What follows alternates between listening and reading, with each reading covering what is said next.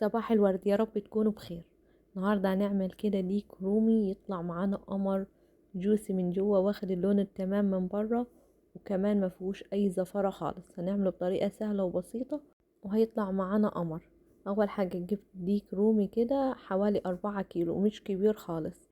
اول حاجه بدأت بيها اخدته وغسلته تحت الحنفيه كده، عشان لو في دم ولا اي حاجه كده في بطنه تنزل مع الميه. وبعد كده جبت طبق كبير حطيت فيه نص ليمونة كبيرة ومعلقتين كبار من الملح، وادوب الملح في المية. وبعد كده هنزل بالديك، هسيبه على كل ناحية حوالي نص ساعة. المهم احطه في طبق عميق علشان المية توصل اعلى من نصه. ولو عندكم حاجة اكبر من كده تغطي الديك كله هيبقى احلى واحلى.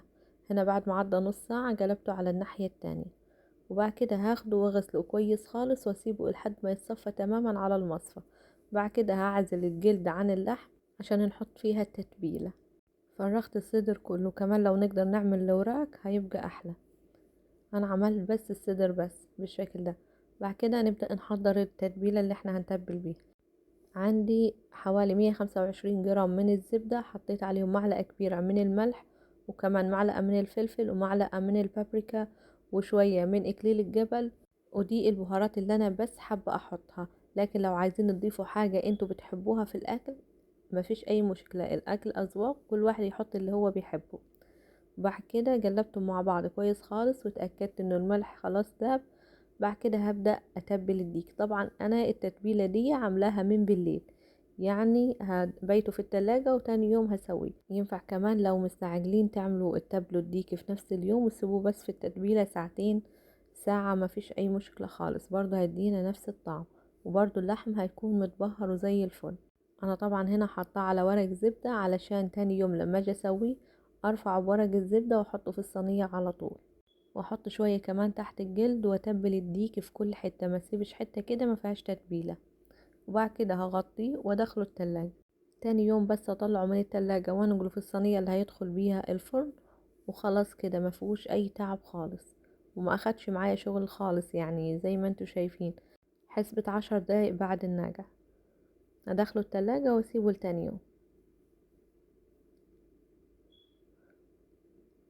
هنا تاني يوم في الصينية اللي هدخلها الفرن حطيت فيها مية حوالي تلت الصينية، وكمان حطيت فيها شوية فلفل أسود حب، وكمان ملح خشن أو ملح ناعم، بس أنا عندي خشن فأنا حطيت خشن.